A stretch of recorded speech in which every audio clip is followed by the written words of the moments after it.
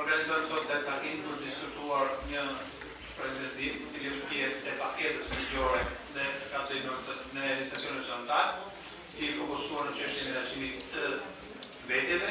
Është një ligj specifik, një rrugë specifike që trajton një çështje lidhur me menaxhimin e vetjeve që gjeneron porte.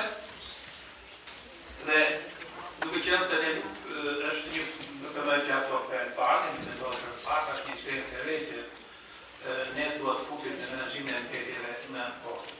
Natyrisht ky implementimi i këtij projekti bëhet i mundur në bashkëpunim dhe me institucionet tjera, dhe në këtë rast Ministria e Punës Publike si institucion përgjegjës për transportin dhe për transportin detar dhe për menaxhimin dhe administrimin e porteve është një institucion mjaft i rëndësishëm.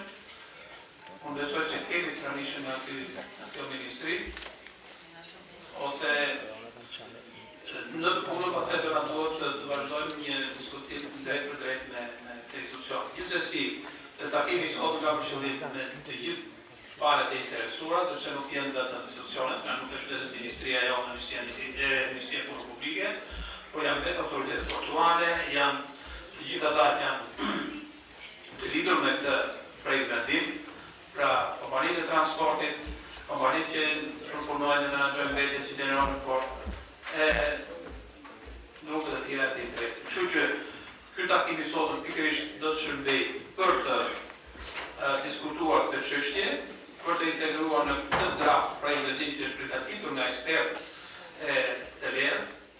Unë do të falenderoj ekspertët dhe do t'i parla për asistencë që bëjmë për Ministrinë e Mjedisit gjatë kësaj periudhe, pasi hapi i parë i rëndësishëm është prafimi i legislacionit me direktivat e BE-s, dhe hapi i dytë pastaj është që ne të implementojmë të projektim.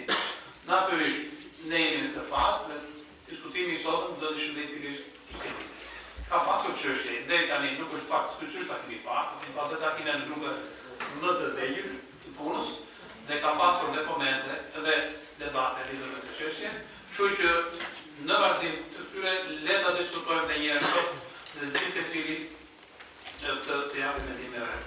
Kështu që unë edhe një herë ju falenderoj për pjesëmarrjen tuaj, falenderoj dhe do të për prezantimin që do ta ndim dhe do të vazhdoj për pranimin e tij këtu, duke dhënë një rëndësi të veçantë, jo thjesht një projekt vendimi, por një bashkëpunimi që tashmë është krijuar dhe ekziston midis Ministrisë së Mjedisit dhe mbështetjes në kuadër të programit të IVA dhe delegacionit bashkëpunimor në Shqipëri.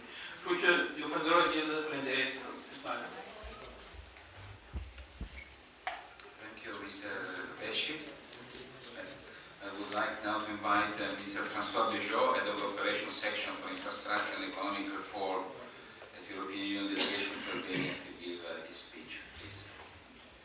Dear Jess, ladies and gentlemen, good morning. Dear Mr. Pesci, dear Mr. Baca, so it's for me a pleasure to be with you today and to share your enthusiasm and interest in improving the environment in Albania. And because why? Because in fine, this improves people's life condition. So today we are going to discuss about a very important EU directive on port reception facility and requirements on ship-generated waste and cargo residues, and its transposition into the Albanian legislation. So this directive seems a bit complex. At least the title is not very friendly, but the aim of this directive is very friendly because it's to protect the marine environment from operational pollution by ship, regardless of flag, with a view to eliminate such pollution. The EU is seriously concerned about the pollution of the seas and the coastline of its member states, caused by discharge of waste and cargo residue from ship. While it is clear that the frequent occurrence of illegal discharges at sea can be partly explained by the ignorance of shipmasters and crew of the application of international rules and standards, it is also a fact that there are sometimes no adequate reception facilities in ports, leaving no alternative but to discharge at the sea. Discharges of waste and cargo residue from ship are the main causes of the pollution of the sea and coastline of Albania. We know that Albania have already undertaken important steps to comply with European Union policy on the environment, and it is very good that the piece of this legislation will now also go into the legal system of Albania. I think I will shorten a little bit my speech because there is a few paragraphs about technique which I will leave for a more qualified person to explain. But I think that Mr. Abishi said something very important. We here are talking about pollution imports, okay? And the cooperation of the Ministry of Public Works and Transport and of the newly created Albanian Maritime Administration will be in fact very important. Like in any other piece of legislation, the transposition of the legislation itself is easy. You take some document, if you have good lawyer and good drafter in language, you can make any good law. The very crucial point is to enforce the law. In order to enforce such a law, you need to have means. So the cost of this directive, in my view, is going to be quite significant. You need to have Coast Guard able to control, to monitor, and to follow the ships whenever is their flag, because we are not talking necessarily about Albanian ship, but also any foreign ship who prefer to discharge to the sea, even if they may be fined, rather than to go in a port and use a facility for which, for sure, they will have to pay. So I really believe that once again, what is important in this directive will be its implementation, but will be also the good coordination between various Albanian institutions in order to make this directive, this new legislation, a success. We are now working also in parallel to strengthen the Albanian Maritime Administration, and with IPA 2012 we are going to launch a new assistance program in order to give the Albanian administration the responsibility of what it is called in the jargon of transport, the port state control, which means that any ship we will reach an Albanian port will be controlled in a very precise way by the Albanian authority in order to ensure that they comply with all the requirements for environment, but also for safety at sea, for security, for trade, and this is a very important point. This puts us a little bit far away from environment, but environment and protection of the nature is something which, in fact, is a cost-efficient issue. And in every action we have to do, we have to ask the question, what is the impact on the environment? So, ladies and gentlemen, I would like to point out that the European Union had for several years now a very consistent support to Albania in the field of environment, and in particular for a better rule of law regarding environment in the country. We had a project before CELEA, which name was INPAEL. We have another project called CEMSA for monitoring of the environment, and we will have next year another project for which I don't yet know acronym, but I'm sure that it will be also a strange acronym, for monitoring climate change. So all the legislation is putting in place, and this is a very huge effort. However, and you know, it's always something we say and say over time, it is very important not only to have the legislation, but to enforce the legislation, and also to get the necessary resources, both financial and human, in order to carry out the policy and to be sure that what is on the legislation doesn't stay only on paper, but is going to be put in place. So I'm convinced that the workshop of today will contribute to the, let's say, drafting of all this legislative corpus, and I wish the meeting very good work and very good success. And once again, I would like to encourage and congratulate Albania for taking such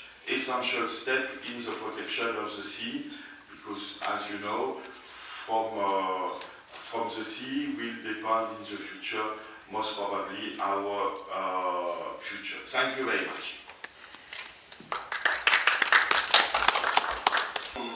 I'm legal advisor on general and environmental legislation, and on this piece of legislation I have quite a deep experience, because I have worked from the beginning during the preparation, also in Brussels with the European Commission. So I try to give you also the overview and the spirit of this directive, not just the article by article description, but the spirit of this directive, which is very important and already well highlighted up to now.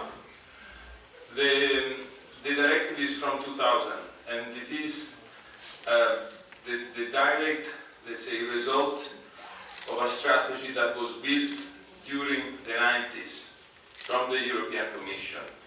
During the 90s, when the principle, the preventive principle, the precautionary principle was developed after the 5th Environmental Programme for Sustainable Development. In 1997, in that time, DG7, so the Transport General Directorate, they started to see the need of preparing a special directive in a field that was regulated up to that moment by international convention. International convention that you know, like the Marpol Convention, Marpol 73, 78. The Marpol Convention focused on port reception facilities, on standard for port waste reception facilities, on giving some principle for the delivery into the port of the ship-generated waste and cargo residues. So it was a regulatory framework that was present at international level, prepared by the International Maritime Organization, and it was felt that something was needed at EU level in order to improve the implementation and the enforcement, because some states, they had already signed and ratified the convention, but the effective implementation was quite weak. So in 2000 they started with this new directive whose purpose was to reduce the discharge of ship-generated waste into the sea, having as a focus the preventive principle in order to try to make the ships incentivized to deliver its waste in the port. It's a simple, very simple. If you deliver the waste in the port, you don't pollute the sea. It is a very, very simple principle out of the common sense, so it's nothing special, it's out of the common sense, but since it was not respected, then a directive was needed. And the scope of this directive is that all the ships, including fishing vessels and also recreational craft, also small, let's say, recreational crafts, had to respect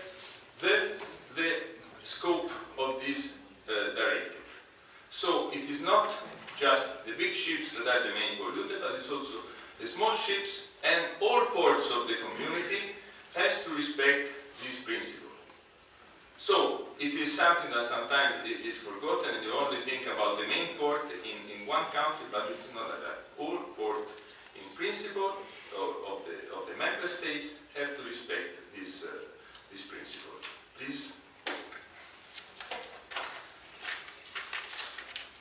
So there was already an international legal framework on the port reception facilities. So the member states, and therefore the port, have to ensure the availability of port reception facilities that are adequate to meet the needs of the ships, normally using the port, and they don't have to cause undue delay to the ships when the ships are coming to the port, because the ships are coming to the port. They are always in a hurry, so you have also to provide the service within a certain time frame. So it's not just to say we have available port reception facilities, but we have also to provide the ships with the means in order to use these port reception facilities. This is the article which is directly linked with the MARPOL 73/78 with its 6 annexes that are dealing with waste. So we will see later on, and in the description of my colleagues, that the focus very often is on Annex 1 and Annex 5 of the MARPOL. Annex 1 is on the liquid waste and Annex 5 on the solid waste, to make it simple. Then you can see some detail. So now, with this piece of legislation, of the European legislation, we want to put the stress that these reception facilities are there, and we have to create incentives in order to make the ships discharging into the supposed to be good reception facilities, because the reception facilities has to be built according to the MARPOL 73/78. So now, going to the next step, when you have the good port reception facilities, you have to know how to handle and to receive the waste. So the ports are obliged to prepare a port waste handling plan, port waste reception plan, port, generally called port waste management plan. The port waste management plan must be prepared according to some principles that are included in an annex to the directive. So my advice, when we have provided advice, is to be scholastic with the directive. The Annex 1 of the Directive 2059 is provided some points. The points, the best port in Europe that has implemented the directive, has implemented the directive in a very scholastic way, taking the Annex 1 and using point by point for the chapter of their own port waste management plan. So it's not something special that you have to make out of the blue in an artistic way, but you have to be the good student reading the annex to the directive and then prepare the plan, following step by step the indications that are given in the Annex 1 of this directive. The best port in Europe have done this, not just doing this on paper, but also to apply this principle in the interaction with all the ports operator, the ship agents, the ship owner, and so on. And this sequence, let's say, it is given directly by the directive. And most of the member states, in their implementation, they have just copied and pasted the article and the related annex. I think on the waste management plan and on detail on waste management plan, my colleague Jens Peter is going to clarify the points and how to do it in a practical way. So the directive is also focusing on the notification. The notification of the master of a ship, the notification to the port. It is not defined in the directive who is going to be the competent authority to get the notification of the ship. The ship has to prepare a form, and the directive is providing one example of the form to say we are arriving at the port XX Y, and we will carry with us number of cubic meter of ton of Annex 1 or Annex 5 marble, meaning XX cubic meter of solid waste, XX cubic meter of oil waste. So this has to be notified with different means, that would be fax, email, whatever. The directive does not say how to notify this quantity of waste that you are carrying with you, but the directive is focusing on the effectiveness of the system. So before arrival into the port, then you have to send a message.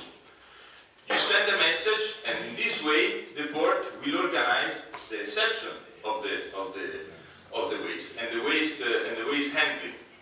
And so in this way, not causing undue delay to the ship when the ship has to leave the port. So you see the interaction between the different articles. The member states may decide that the information will be notified to the operator of the port reception facility, who will forward it to the relevant authority. So in some cases, the directive gives rooms to make the operator directly in charge of the reception of the notification, but the important is that it is important that the operator then it is communicating with the relevant authority, which could be the harbor master of the port and or the port authority, to say, I have been notified this quantity of waste, and then I will provide the service, and the port authority and harbor master must keep the record of this waste delivery. It is important that the waste operator, so the message is that the waste operator is not kept aside on his own to manage the waste directly into the ship. The port, so the harbor master and or the port authority, must interact and know what is going on at the port level. This is very important, and that was the common mistake that in the countries where the directive was badly implemented, the waste operator was left alone in its waste management, and the port authority and harbor master didn't know what was going on. So the general principle is the mandatory delivery of ship-generated waste. The master of a ship calling at a community port shall, before leaving the port, deliver all ship-generated waste to a port reception facilities. I would add, to an agreed port waste reception facilities. The ship may proceed to the next port of call if it can demonstrate that it has sufficient capacity to sail, sufficient waste capacity, storage of waste capacity into the ship to sail to the next port of call. But if there are good reasons to believe that the next port of call hasn't got good and adequate reception facilities according to Marco 73 and 78, the ship may be forced to deliver its waste in this case, in the Albanian port. Next.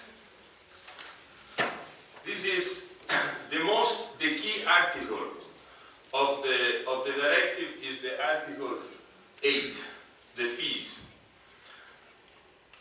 It is the key article because it's the article providing the incentive to deliver the waste in the port. It's the article that is the economic article, and everybody is interested in having, let's say, good services for cheap price.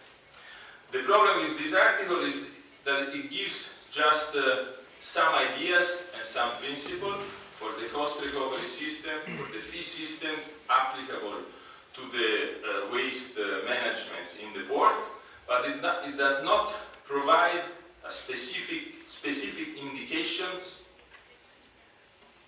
on how to prepare the tariff system. So we have seen throughout Europe different interpretation in 27 member states, and we have seen different interpretation even within the same member states.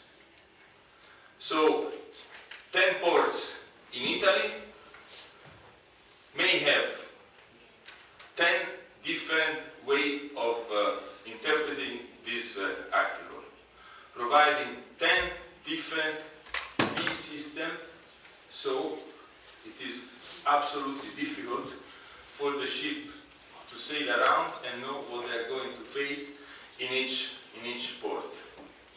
Unfortunately, I would say, the original Commission proposal was good towards a general indirect fee system. You will see later in the explanation coming for the national decision, the DCM, the Albanian DCM, how we have helped to interpret this article, but still now, the directive being like this, there is room for interpretation, and it is not a clear message coming from the directive to say this is the way that the tariff system should be structured. So in Europe, you will see that in some areas they have structured the tariff system in a uniform and harmonized and coordinated way, and the system is working. In other areas, in other countries, they have not organized it at a national level, and the system is not working, is insufficient, at least insufficient. So, in the way we have supported the ministry in building up this article, we have tried to provide the ministry with the best solution and applicable for Albania. But of course, there are still room for interpretation.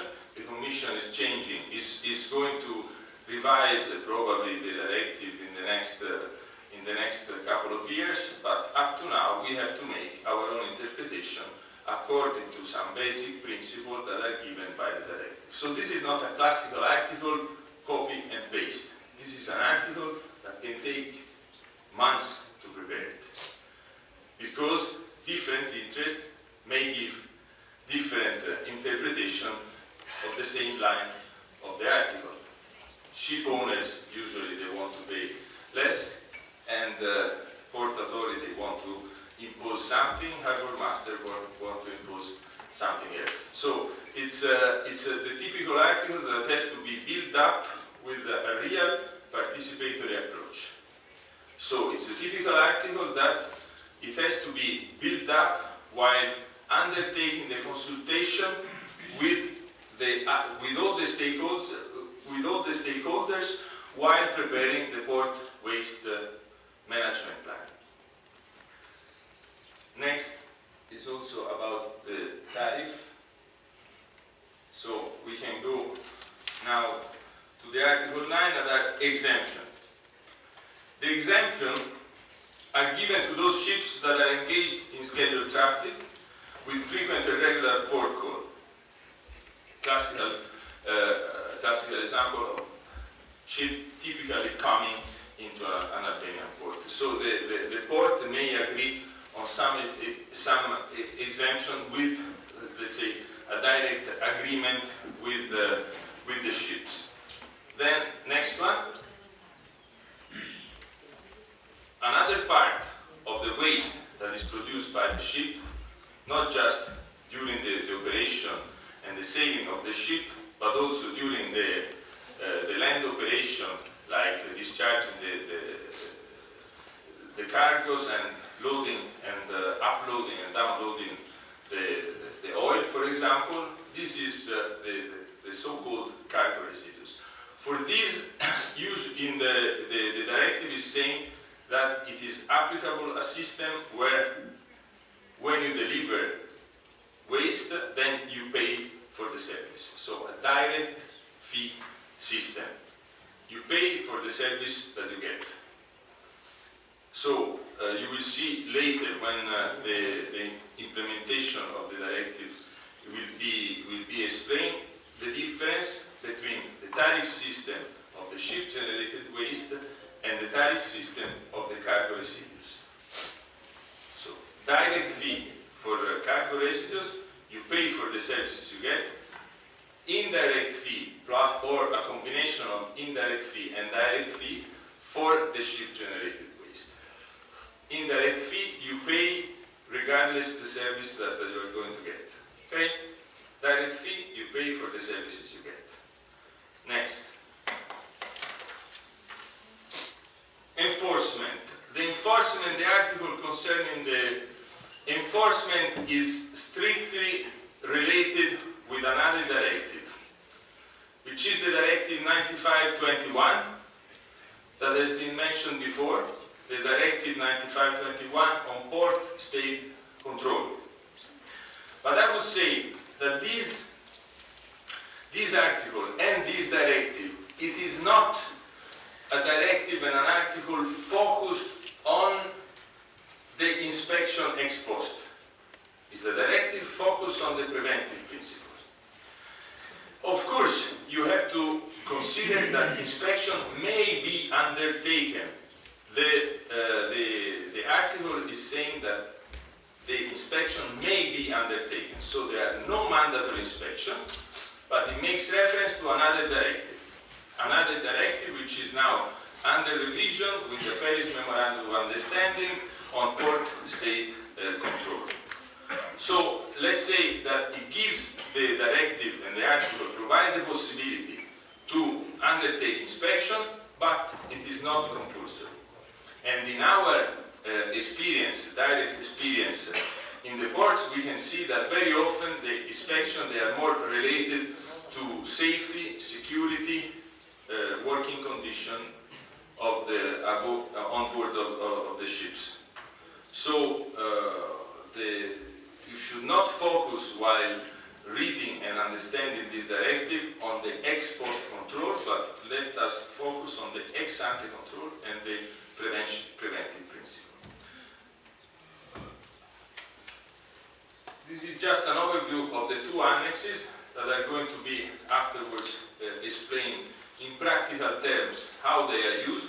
One annex is on the port waste reception and handling plan, and the other annex is on the notification form. In some member states, they have added another annex which gives some specification on the cost recovery system and on the tariff system. We have taken this example from other member states when we have suggested on how to structure the decision here in Albania. So, we are here but for question and anything. The overview, I think it's this one. I don't want to add anything because there are some points that are going to be explained in practical terms by my colleague, and you will see how in this Albanian context we have tried to interpret and to give the transfer of the article in practical terms, especially for the Albanian courts. Thank you. Vendimin për miratimin e rregullores për instalimet të marsa portuale dhe kërkesat për mbetjet e krijuara nga anëjtë dhe tepërcat nga ngarkesat është hartuar nga asistenca e projektit CELEA në bazë të kërkesës të 940 të ligjit për menaxhimin e integruar të mbetjeve. Ky projekt vendim parafron direktivën 2059 të Komunitetit Evropian mbi instalimet marse portuale për mbetjet të krijuara nga anëjtë dhe tepërcat nga ngarkesat. Qëllimi i këtij projektimi është reduktimi i shkarkimit në det të mbetjeve të krijuara nga anëjtë dhe tepërcat nga ngarkesat, rritja e mbrojtjes së mjedisit detar dhe përmirësimi i disponueshmërisë dhe përdorimit të instalimeve marse portuale për mbetjet e krijuara nga anëjtë dhe tepërcat nga ngarkesat. Objekti i këtij projektimi janë të gjitha anëjtë, përfshirë mjetet e lundrimit dhe për mjetet e peshkimit dhe të gjitha portet e Republikës së Shqipërisë. Përjashtim nga ky objekt bëjnë mjetet të cilat përdoren nga shteti vetëm për shërbime qeveritare apo mjetet luftarake. Autoriteti portual duhet të sigurojë që instalimet të marseve portuale të jenë të përshtatshme për të plotësuar nevojat e anijeve, për të dorëzuar mbetjet të krijuara nga anijët dhe tepërcat nga ngarkesat, duke mos shkaktuar vonesa të pajustifikuara. Çdo autoritet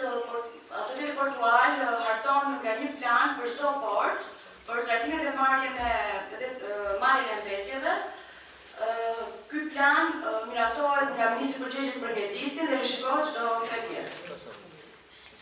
Kapiteni i anijes, përpara se të arrijë në bord, duhet të plotësojë një formular njoftimi, i cili duhet njoftohet autoritetit portual. Të paktën 24 orë para mbritjes në bord, ose nëse nuk është njohur më përpara porti, duhet sapo të njëjtë të portit thirrjes të njoftohet autoriteti portual, ose paktën pas largimit të portit të parshëm, nëse negociata e udhëtimit është më pak se 24 orë. Formulari i njoftimit është bashkëlidhur aneksit 2 të këtij projekt vendimi. Kapiteni i anijes jep shenjën e thirrjes në port dhe përpara largimit nga porti dorëzon të gjitha mbetjet të krijuara nga anija në një instalim madhës portual. Anija mund të vazhdojë në portin tjetër, në qoftë se ka kapacitet magazinimi të mjaftueshëm për të mbajtur mbetjet të krijuara dhe mbetjet që do të krijohen deri në portin pasardhës. Autoriteti portual e detyron anijen të dorëzojë mbetjet e krijuara nëse porti i planifikuar për dorëzimin e mbetjeve nuk është i njohur dhe kjo përbën rrezik pasi mund të shkarkohen në tet këto mbetje, ose nëse nuk ka instalimet e duhura për port. Kostot e instalimeve marse portuale duhet të mbulohen përmes mbledhjes së tarifës mbetjeve të krijuara nga anijet. Sistemet e mbulimit të kostos duhet të jetë të tilla që të mos stimulojnë anijet të shkarkojnë mbetjet në tet. Tarifa e mbetjeve, që është një tarifë standarde, do t'i faturohet vetëm atyre anijeve të cilat nuk provojnë dorëzimin e mbetjeve në një operator mbetjesh apo në instalimet marse portuale, ose nuk kanë certifikatën e dorëzimit të mbetjeve të lëshuar nga një port i Bashkimit Evropian brenda 30 ditë kalendarike përpara mbërritjes në portet shqiptare, apo nuk kanë kapacitet magazinimi të mjaftueshëm për të lënduar drejt portit tjetër të thirrjes. Anija që jep shenjë thirrje të një porti shqiptar duhet të dorëzojë këto mbetje në instalimet marse portuale, të paguajë dhe tarifën për shërbimet e siguruara. Në rastin se nuk i dorëzon këto mbetje, atëherë pagon një tarifë standarde të mbetjeve. Tarifa standarde e mbetjeve mund të miratosë një tarifë e veçantë ose të përfshihet në tarifën e portit. Ministri i përgjegjës për transportin miraton tarifat për shërbimet e mbetjeve bazuar në procedurat e ligjit 9251 për Kodin Detar të Republikës së Shqipërisë. Kriteret minimale për tarifën e mbetjeve, të cilat janë në përputhje me aneksin 3 të këtij projekt vendimi, caktohen nga autoriteti portual. Këto tarifa të mbetjeve janë të ndryshme sipas kategoritë, llojit dhe madhësisë së anijes. Por ka dhe përjashtime. Kapiteneria e portit mund të përjashtojë anijet nga detyrimi i dorëzimit, të cilat janë të angazhuara në një trafik të planifikuar dhe me thirrje portuale të vazhdueshme dhe të rregullta dhe kanë planifikuar portin ku do të dorëzojnë mbetjet të krijuara gjatë udhëtimit.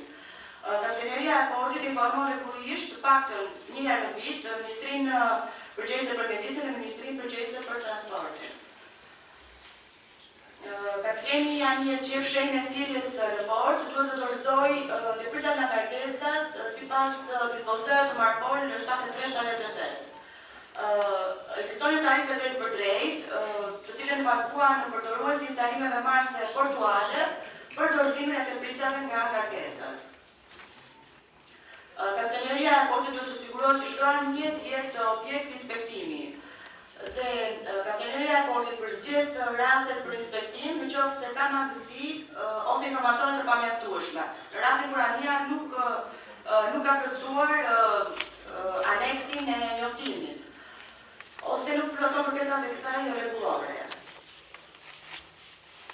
Ministria përgjegjëse për transportin duhet të sigurojë informacion në mënyrë të përshtatshme për të gjitha palët e interesuara, të bashkëpunojë me të gjitha autoritetet ndërkombëtare, të sigurojë që informacioni njoftohen nga kapitenët e anijeve të shfrytohet në mënyrën e duhur, të sigurojë që instalimet marse portuale të jenë të shpejta dhe të thjeshta për përdorim në mënyrë që të mos ketë fonesa të pajustifikuara, të sigurohet që trajtimi apo dorëzimi i mbetjeve të jetë sipas ligjit 10.463 për menaxhimin e integruar të mbetjeve, dhe të sigurohet që të gjitha falet që përfshirën në dorëzimin ose marrjen e mbetjeve të kryera nga njët ose të kryera nga ngarkesat kërkojnë kompensim për dëmet e shkaktuara nga vonesat pa justifikuara, në përputhje me kodin civil apo kodin detar. Sanksionet janë të njëjta si tek ligji 10.463 për menaxhimin e integruar të mbetjeve, dhe sipas ligjit 93/51 kodit detar i Republikës së Shqipërisë. Autoriteti portuar duhet të raportojë çdo 3 vjet Ministria Përgjegjëse për Mjedisin dhe Ministria Përgjegjëse për Transportin. Autoritetet kompetente për zbatimin e këtij projektimi janë Ministria Përgjegjëse për Mjedisin, Ministria Përgjegjëse për Transportin, Autoriteti portuar dhe Kapitaneria e Portit. Bashkëlidhur këtij projektimi janë 4 anekse. Aneksi i parë janë kërkesat për planin e marrjes së trajtimit të mbetjeve në port. Aneksi i dytë është informacioni që anexi do t'i njoftoj përpara hyrjes në portën shqiptare. Aneksi i tretë kriteret minimale për përcaktimin e tarifimit të mbetjeve dhe aneksi i katërt formati i certifikimit të dorëzimit të mbetjeve. Faleminderit. Good morning. My name is Jens Peter Øenslæger. You can call me Peter. I'll talk a little bit about ship waste handling in general and some of the experience from European ports and best practices, and also go a little bit into the concept of port waste management. As Giovanni said in the morning, it's actually quite simple, but it is also a quite complicated thing when you get into the details. However, due to the time we have available here, I'll just try to outline some of the experiences, and if you have questions, just raise your hand and ask questions right away, so we can take the details also. I think before going into the presentation, I think that there's something about terminology here that I would just like to talk a little bit about. We all talk about reception facilities. But what is a reception facility? I think if you ask the different persons, there are different interpretations of the word reception facility. Some people, they will say it's something big, fancy facility located in a port area where from where to where you take the waste and out comes clean oil, clean water, clean air. This is a big, fancy and very expensive facility. Actually, I would say that a reception facility is a system. It's a system for collection of the waste from ships. It's a system for treatment, and it's a system for the final disposal of the waste collected from ships. Another issue is what we call a port waste management plan. In my understanding, a plan is something with activities and time schedule. But so instead of a port waste management plan, I would actually prefer to call it a port waste management manual, because what we're looking for here, and also what the Directive is looking for, is a manual where you describe all issues in details related to your ship waste handling system. So it's actually more a manual than a plan. And finally, we use the word port waste, but we're actually talking about ship waste. The reason why we're using the word port waste management plan or manual, is that it's often a very good idea to merge the waste stream from ships and ports into one, because basically we're talking about, to a large extent, the same kind of waste. So when you're talking about treatment and final disposal, it makes sense to merge the waste streams from ships and ports into one system. So much about the terminology. It's okay. Giovanni explained about the EU directive in details. I will just try to extract the 3 or 4 key issues from the directive, which are, if you want to comply with the directive, you need to prepare port waste management plans or manuals. And these manuals basically describe all issues related to your ship waste handling system. It's the collection system, the treatment system, the final disposal system, the who is responsible for implementation of the system, who do you call if you want to have services, what is the cost recovery, how does the cost recovery system work, and what are the prices for having your waste collected from the ships. Basically, all the details related to the system shall be described in such port waste management manuals.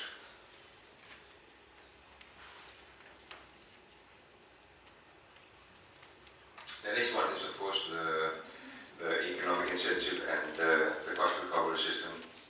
According to the directive, a significant part of the waste fee shall be based on as an indirect fee. It is clear also that the directive is not very precise on how this can be done, and it therefore leaves room for many different interpretations. Finally, you shall implement or design an efficient waste notification system, and the reason for this is, of course, to avoid any undue delays to the ships. Because when ships comes in, I know it varies from port to port, but in some ports they are just in the port for 3 or 4 hours and they are on the way again. So in that period of time, you need to go to the ship, collect the waste, and go again in these very, very short periods. So you need to know in advance the volume of waste and the type of waste that the waste operator shall come and collect at the ship site. Therefore, you need to have an efficient waste notification system. The directive shows or provides some guidelines, but as mentioned also by Giovanni, they're not very prescriptive, and they have led to many different interpretations of the directive, especially when it comes to the cost recovery system. I think 5 or 6 years ago, Giovanni and I made an evaluation of the EU directive for EMSA, and that evaluation involved the 50 biggest ports in Europe. And it was actually interesting to see that analyzing 50 European ports, we actually saw almost 50 different systems. So it's a little bit difficult to identify best practices looking at so many different experiences.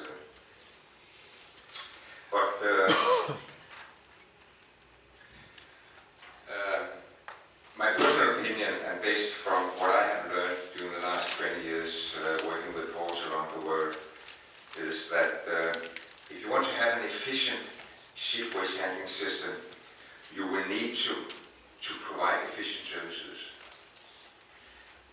Efficient services, I mean, and you can look at it from the port side saying, if we do it like this, it will be very easy for the port.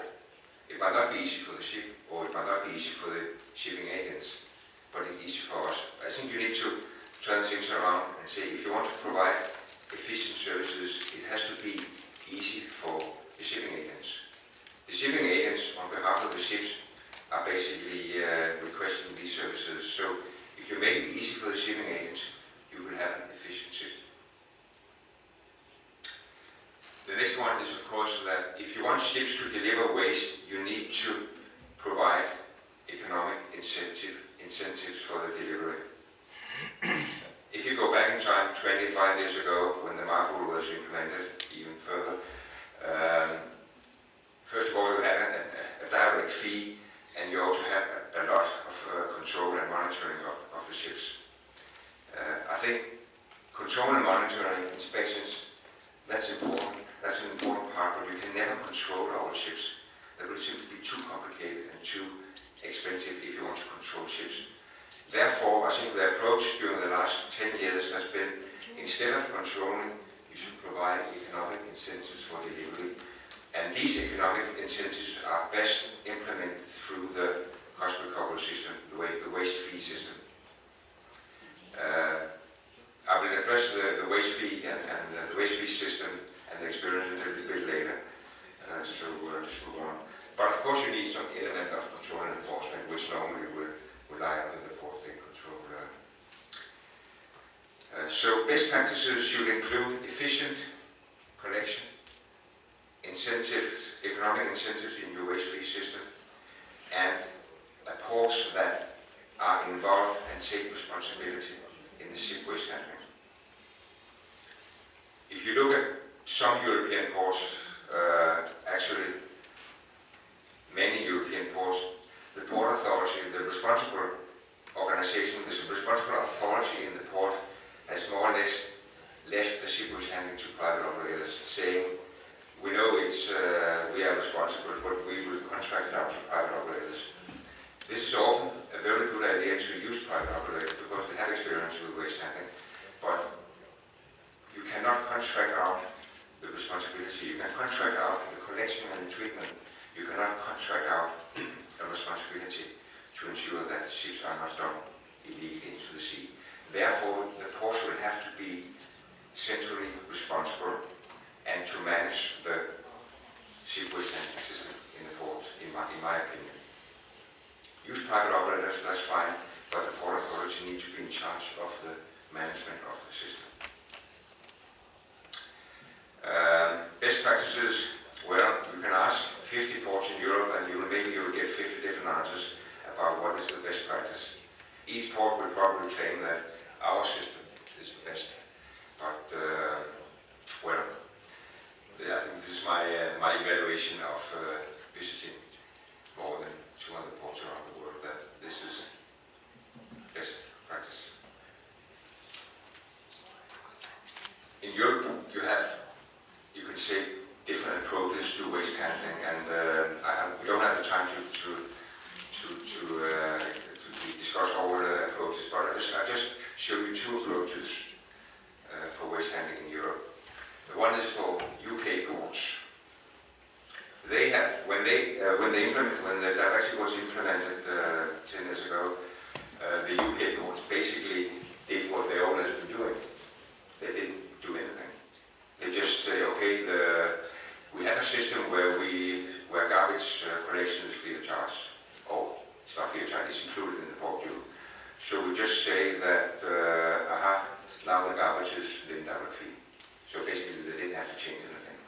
And they still have a system where, in principle, the port is responsible, but it is left to private operators to collect all other kinds of waste, cargo residues, often without the knowledge of the port. So, regarding the waste purification system, which is mandatory, I mean, each port has to design and implement and have a waste purification system in place. So in many ports, UK ports here, you have a system where the ships will notify the port authority, but in real life, it's a matter between the shipping agents and the waste operators. So in Britain, you have two parallel information channels. According to the directive, we'll have to fill out this notification form and send it to the port authority. But if we want waste to be collected, we will have to call the operator anyhow. So basically, you can say the waste notification form is a little bit useless. But for UK ports, you can say the port is in charge of the system. They have a notification system. They have what they call an indirect fee, but it only concerns garbage, as it used to be. If you want to deliver other kind of waste, oily waste, sewage, hazardous waste, or any other kind of waste, you will need to deal directly with a waste operator, and you need to pay the waste operator directly from the shipping agent. It doesn't go through the port authority. This is, in my opinion, not a very fancy system and not a very efficient system, because you would basically having two systems. You have one for garbage and you have one for other kind of waste. And this is not a very efficient way to do it.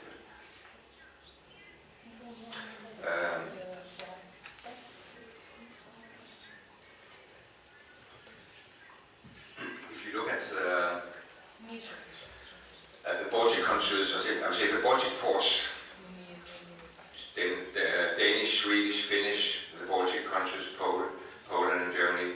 The ports surrounding the Baltic Sea has always been the front runners when it comes to efficient ship waste handling, because the nature of the Baltic Sea. And just put up a map here of the Baltic Sea. Denmark, Sweden, Finland, the Baltic countries, Poland and Germany. And you can see that in order to enter into the Baltic Sea, you have to pass through here. very narrow Danish water between Denmark and Sweden. And if we go back 15, 20 years, we had on average 1 oily spillage per day. And this, I mean, we're not talking about huge spillages, not accidental spillages, but illegal discharges of 10, 20, 30 cubic meters of oil just put into the sea, and the next morning you will find it on the coastline, the beaches. And eventually the politician and of course the people living in the coastal areas were really fed up with this. So therefore this indirect fee or no special fee system was invented on the Helcom covering the Baltic countries. The funny thing is that you can see all these blue spots here are where the oil spillages has been detected. And you have to understand the psychology or the mentality of ships. If they want to discharge illegally, they do it at night, first of all. When it's dark, nobody can see them, of course. But then they do it when they're very close to a lot of other ships. One should think that if I want to do something illegal, I will do it when I'm far away from everybody, so nobody can see what I'm doing. But this is not the case. They do it when they're surrounded, they're close to land and they're surrounded by 25 other ships. Because the next morning, when the spill is detected by the Coast Guard, it's almost impossible to identify which of these 25 ships actually did the illegal discharge. So this is why you have all the discharges basically located in this very narrow street between Denmark and Sweden. And this is also coming back to this control and enforcement. You can control and inspect, but if you cannot identify 110% sure that this is the ship that discharged illegally, you don't have a court case. You don't have a case. Anyway, the no special fee or the indirect fee system was invented on the Helcom in the mid-90s and implemented from 95, 96 up to year 2000 in all the Baltic ports. And actually, you can see that here you have around 400 spillages, reported spillages per year. That's more than one per day. In the mid-90s, the ports started working with the 100% indirect fee, and you can see the results. It's basically gone down to very close to zero after 5 to 10 years. So this is really solid evidence that the indirect fee incentivizes waste delivery.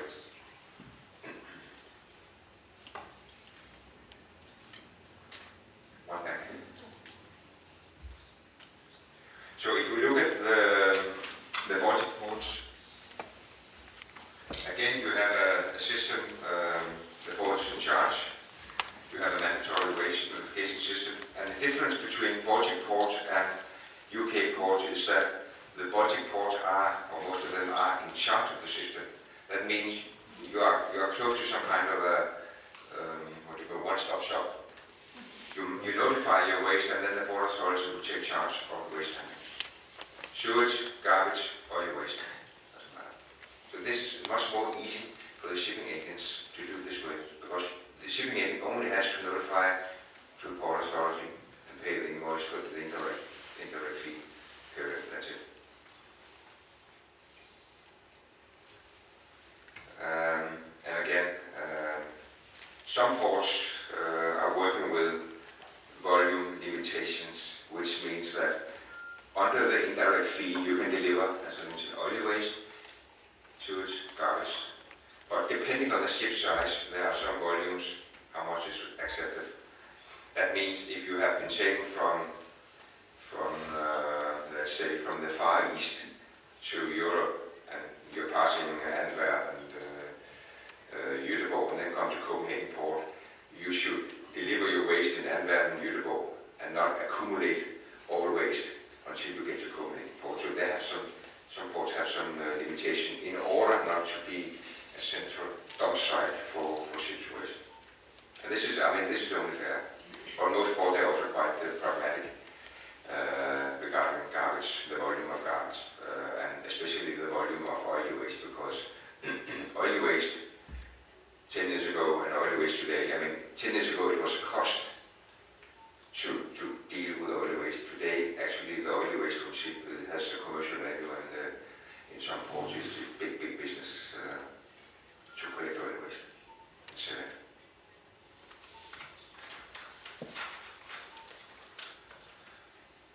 Yeah. So this was basically about the experience, lessons learned from some European ports after the directive was implemented.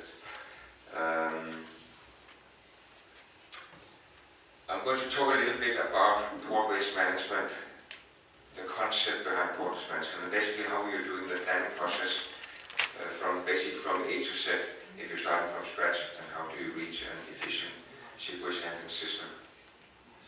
But first, I think it's important to understand that port waste management means the management of a ship and port-generated waste, cargo residues. And we don't talk about accidental spillages. This is something else.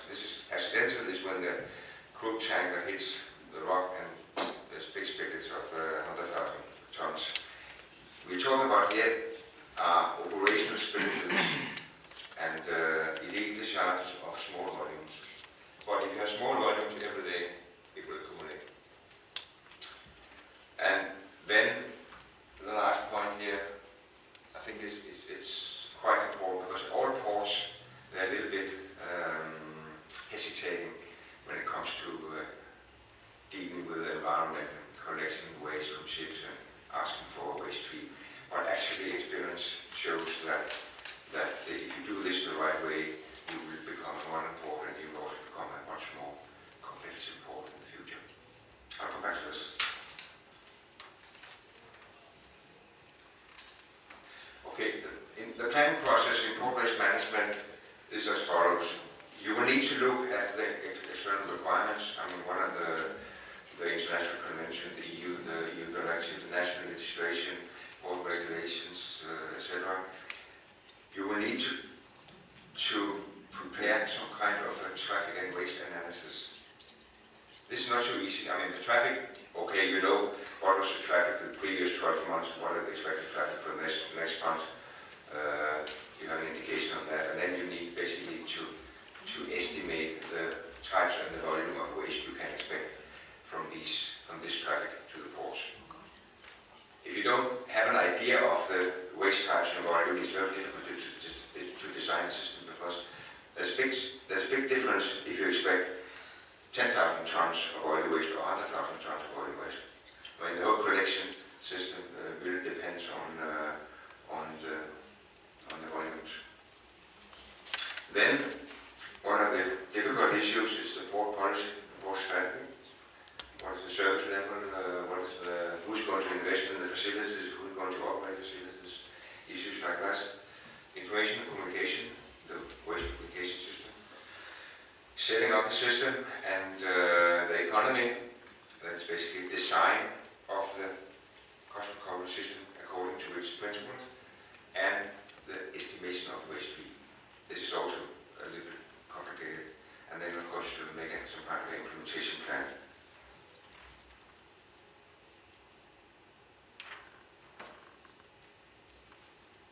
But if we look at the external requirements first, as I mentioned, you need to address international conventions. I think Albania has ratified the Market Convention. If you enter the EU, you will also have to comply with the EU Directive 2000/59. You have learned that. I've learned that, yeah. Okay. You have national legislation, you have port regulations, you have which is very important, the ship's request for services. As a port, you provide services, crane services, bunker service, truck service, all kinds of different kinds of services. You should also provide ship waste handling services, ships collection, waste collection services. And then, of course, since most ports are located in or close to big cities, we also have a public image to be concerned about.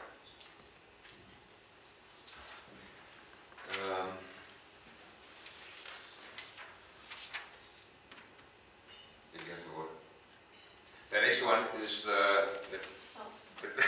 it's okay. The next point is to prepare traffic and waste analysis. And this is difficult for many ports, but basically what you need to do, you need to take the traffic to the port for the last 12 months, make a forecast, a prediction for the next year or the next 5 years, and then look at each ship and say each ship will bring in on average so much garbage, so much sewage, so much oil waste. If you have oil terminals, chemical terminals, you might also have cargo residues, so much cargo residues. And then design a system according to this. You also need to look at the type of port operations you have in the port. If you're a simple container terminal, it's actually quite easy, but if you have an oil terminal, you need to look whether you are crude loading or crude unloading, because it depends very much on the waste you can expect whether you are unloading or unloading port. So you have to look at the port operation as well. And basically try to look at least 5 years ahead, because before you have the system up running, that will take you at least a year, maybe even longer if you have to establish some kind of treatment facilities as well. So it's important that you have also look into the future to see if there are plans for expanding the ports, you expect increasing traffic, things like that. So when you have your traffic and waste analysis, you have a platform saying we're dealing with these types of waste and these are the volumes. Then it's much easier to take it from there. Yeah, just one through. So the next point will be policy and strategy of the port.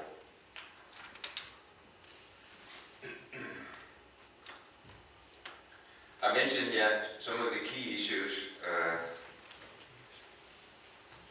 The first one is who is going to invest in this and who is going to operate the facilities. You have, on the one side, you have, this is a port-owned or port-operated system, meaning that the port will invest in all collection, treatment, final disposal, everything, collect the money from the ships to finance the system. And they will also operate the system themselves. On the other hand, you can say, okay, we will employ private operators, we will contract out to private operators, for example, in some kind of a build, own, operate model where the port, or where the private operators are actually taking on the investment and they are taking on the operation, and they will get some kind of a concession period for maybe 15, 20 years. So they will operate the system for a long period and they will make a profitable business out of this.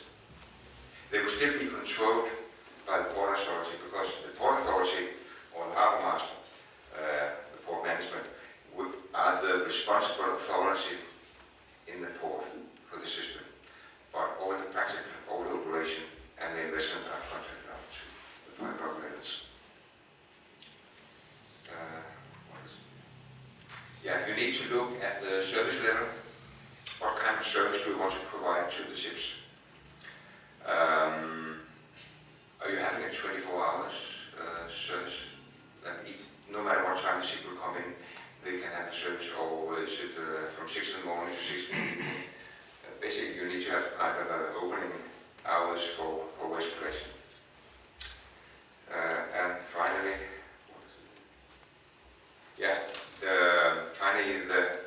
the principle according to which you will collect a waste fee. I mean, you don't have to, at this stage here, you don't have to estimate the waste fee saying that it will be 10 cents per gross tonnage or something. But you need, as a strategy or as a policy, you need to determine the principle according to which you're collecting. So basically we're talking about direct fee or indirect fee or any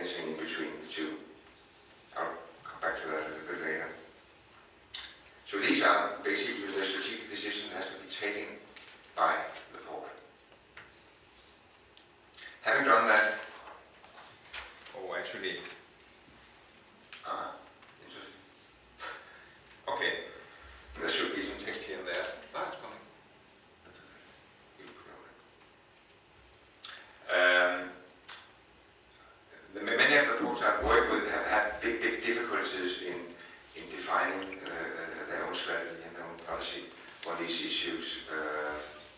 I think many of them are a little bit reluctant and a little bit afraid of the implication of doing this, because if you want to impose it, you want to have a new, basically you want to have a new waste fee. You want to collect more money from the ships, and many ports they have up in their head that the port dues might be high enough already, and now we want to have an extra fee, and they are afraid to basically to lose tonnage to the port, and they are afraid that the ships will go to the neighboring port, and will not come to our port, etc. And we will be less competitive. So for many ports, it's been very easy to basically to do nothing. I just want to emphasize that if you want to introduce a waste fee, normally the waste fee is insignificant compared to the existing port dues. So it doesn't have any meaning. It has no influence on competition, and actually the ships are used to pay. They pay a waste fee in every other European port they go to, so why shouldn't they pay in your port? It doesn't matter. All the ships care about is equal competition and equal conditions. They want to compete on a fair level. So one of the ways to get your policy and strategy right is, of course, to involve, as Giovanni also mentioned, try to involve the stakeholders in the port.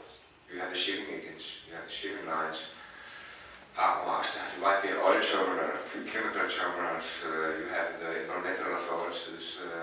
There are many different stakeholders in the port, and a good way to discuss this is to involve them through some workshops or meetings.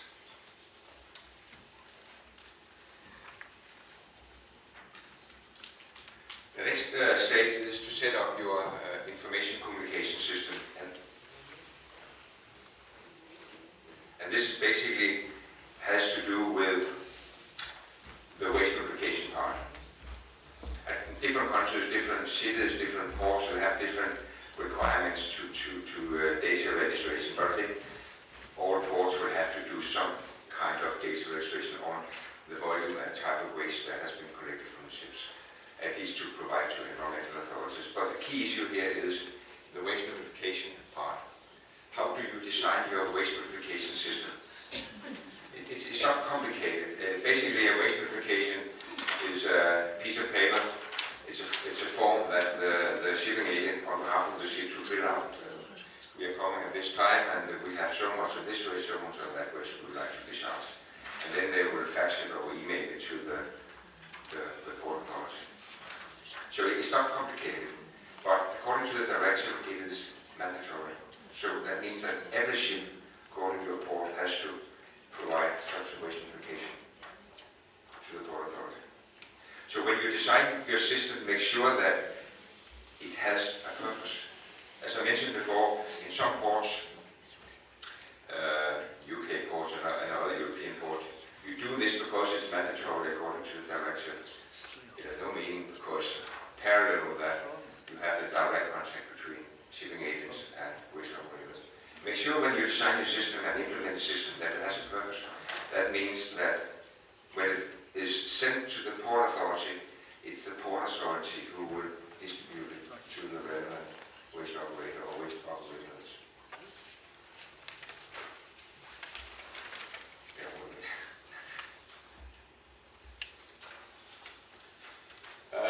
We are now down here to setting up establishing your reception facility or your ship waste handling system. And as I mentioned in the beginning, we are talking about collection, treatment, final disposal. If you want to comply with the MARPOL Convention, you don't have to deal with collection. You don't deal with treatment and final disposal. It's just compliance with the MARPOL is to take the waste from the ship side, over the ship side, to the berth. Then you comply. What happens to the waste after that has nothing to do with MARPOL. You can put it back into the water if you want to. You comply with MARPOL if you take it from the ship to the berth. As mentioned before, when you have designed your system, you need to write down all the issues related to ship waste handling in your port waste management manual. That means you need to describe how to do collection, I come down with the truck along to the ship side and I take the waste from the ship. Or we will come with a small barge from the other side at the ship side and we will collect the waste from it. You need to explain how, what are the requirements to the ships regarding pumping capacity, flanges, hoses, and all the technical things. You need to describe how you're doing treatment, how you're doing final disposal. You need to describe in details, especially about the cost recovery system. What is the price for example, per gross tonnage of the ship for collection of sewage, garbage, oil waste, and for example also cargo residue and other waste types, which are not covered by the indirect fee. So basically, you will put all these details into your port risk management manual and distribute the manual to everybody inside and outside the port involved in seawage handling. This will make it so everybody will be aware how the things are taking place.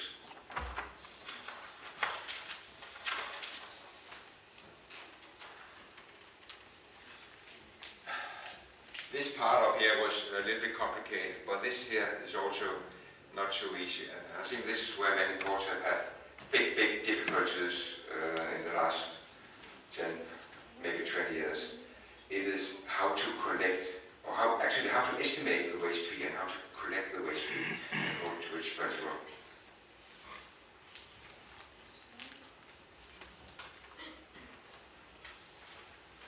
You could say, as a general principle, you should say that the total yearly cost of operating your system, all costs, that includes administrative cost, capital, financing cost, operational cost, all costs per year shall be covered by the waste fee you collect. This is general principle. If you're using private operators, that operator will also have to put some kind of a profit or return on investment on top of this, which is fair. So the revenues, the income you can generate from seawage handling will be the waste fee or waste fees.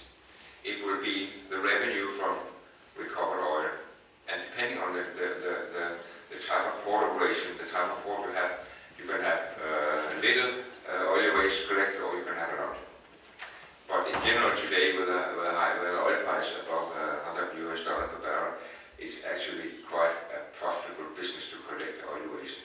So many operators today, I mean, first the port authority or the shipping agent will pay for collection, and then they're actually getting paid with the selling. So it's a very, very good business. But these are the revenues, and then there might be some other revenues for other waste types that the port might decide to collect.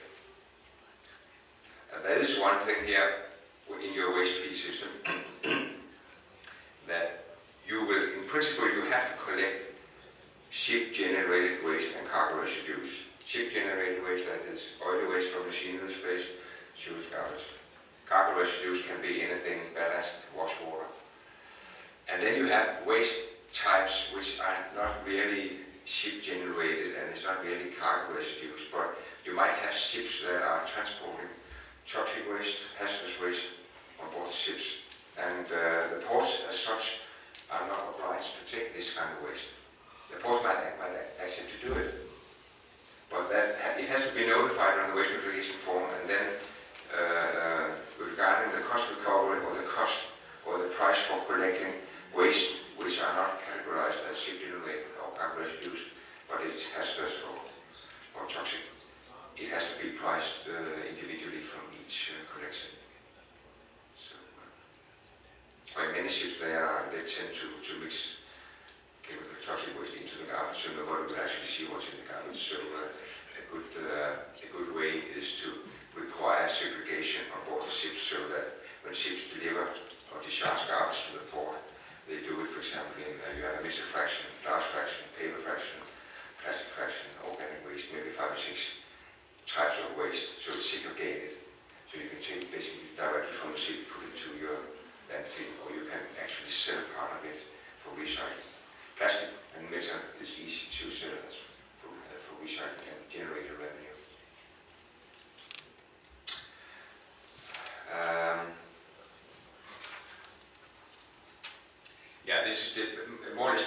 repeat that the two extremes or the two ways of collecting the waste fee can be according as a direct fee or as an indirect fee.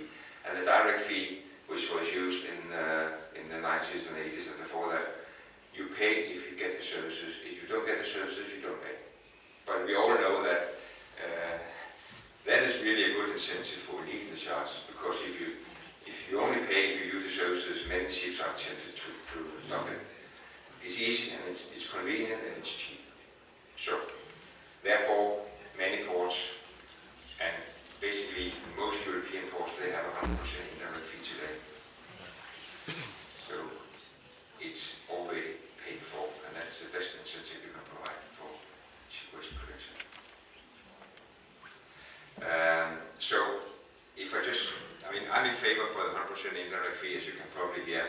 And this is, I'll show you the graph from the Baltic Sea a while ago, and it basically shows a dramatic development of the reduction of illegal charges. But if I give you three advantages for having a 100% indirect fee, they are, of course, the economic incentive. That's very important. But furthermore, you are actually able to reduce the waste fee. You can imagine, if you take Rotterdam port 15 years ago, they had a direct fee. They had less than 5% of the ships calling Rotterdam port were using the reception facility. Less than 5%. Other ships did not. That means these 5% of the ships has to finance the whole system. Now they are moving towards, or they have implemented an indirect fee, and I think you have approximately 30-40% of the ships using the facilities. So you can say that instead of having 5% of the calling ships to finance your facilities, you will have 100%, because every ship will pay. You have 100% of the ships contributing to financing the facilities, and therefore you are actually able to reduce the waste fee, because everybody is contributing. The last advantage is, I would say, administrative. If you have an indirect fee for ship-generated waste, which most ships will deliver, and you base it on gross tonnage, it's very, very easy to calculate the waste fee. It's a simple multiplication by the waste fee multiplied by the gross tonnage of the ship. Put that invoice, off you go. It's very easy. It's administratively very easy for the port authority to calculate.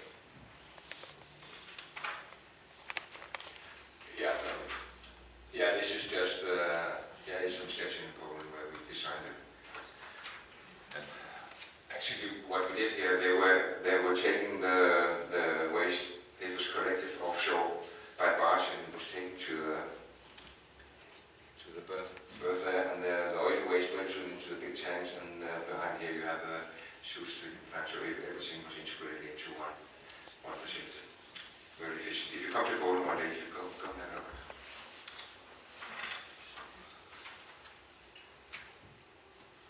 So if I should just summarize a little bit on the waste fee, most ports will see it as a new cost for ships, but in reality, the ships have paid, or often have paid already. They just do it without the knowledge of the port authority. If you implement an indirect fee, you can have a reasonable fee size, and you can have ships working under equal competition and equal condition. And this is what the ships really care about. If the ship doesn't care, nobody wants to pay a fee if they can avoid it, of course, but in principle the ships care about working under equal competition and equal conditions. This is the key issues. And then I would say from the port point of view, if you can provide efficient, modern ship waste handling, you would be a modern port, you would be a green port, you would be a much more competitive port. Because actually the ship captains prefer to have a system in the port to which they can deliver the waste. If ships are caught in the Mediterranean or other places dumping waste, the ship captain will go directly to jail, and the shipping line will be fined heavily. So actually the ships prefer to pay a reasonable waste fee and to have efficient services.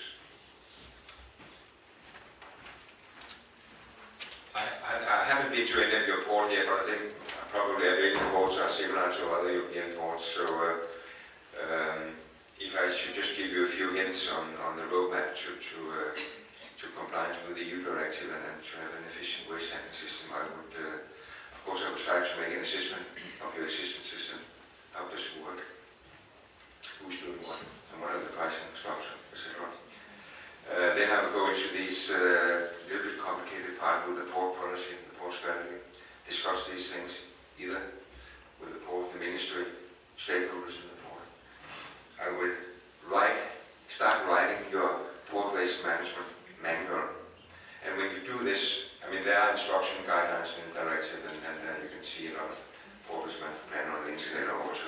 You can get good at this, good hints and good assistance. But when you start drafting this manual, you will go through a lot of issues, and that will make you think, because all the problems suddenly pops up when you have to put things on writing. It's easy to talk, blah, blah, blah, but when you have to put it on writing, you have to be precise and know what you're doing. And make your implementation plan, and finally, if you decide, which most ports actually do, to involve the private sector, make sure that you prepare some kind of contractual framework with the private operators. You can either put it into a tender, or you can negotiate directly if you have operators available on how they should do things and the cost implies.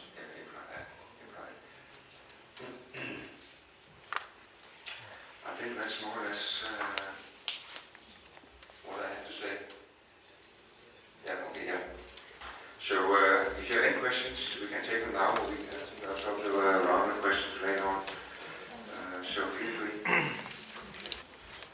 Thank you. I would say very shortly something about the implementation plan and the costs which are related to this directive.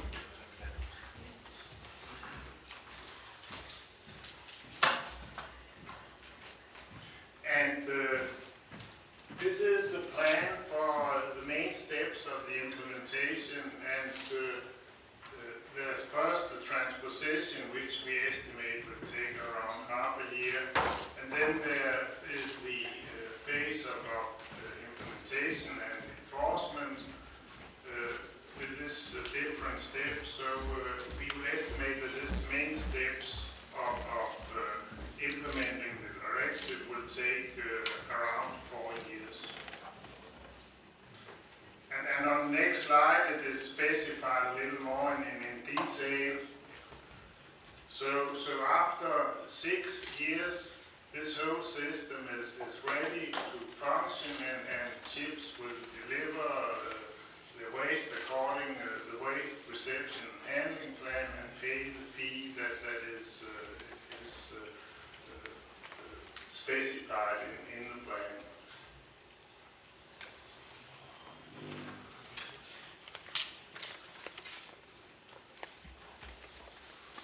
Yes, this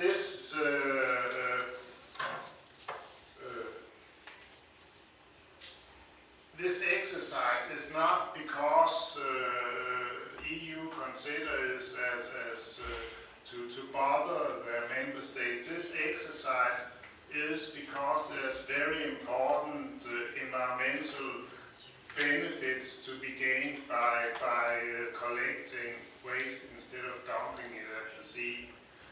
And also for a country like Albania, which has one of its biggest assets is the long coastline, and the benefits for the population, and also the income from tourism in relation to this coastline. And the less garbage you find on the coast, the more attractive it is for the population and for the tourists. So there's very big economic interest related to tourism.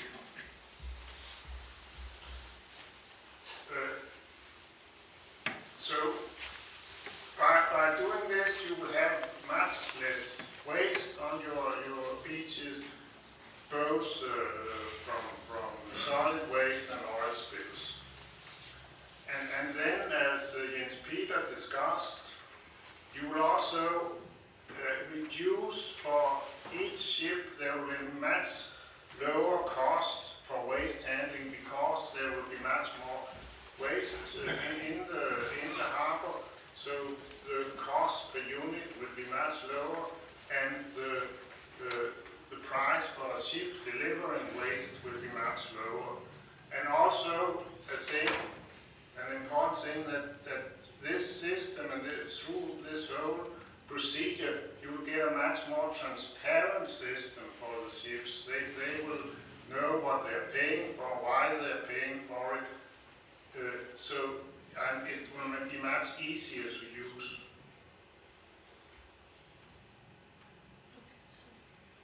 Of course, there's also an ecosystem advantage in this because all this waste floating around in the sea and the oily waste has an impact on marine life and on fishing, which you will minimize by implementing this directive.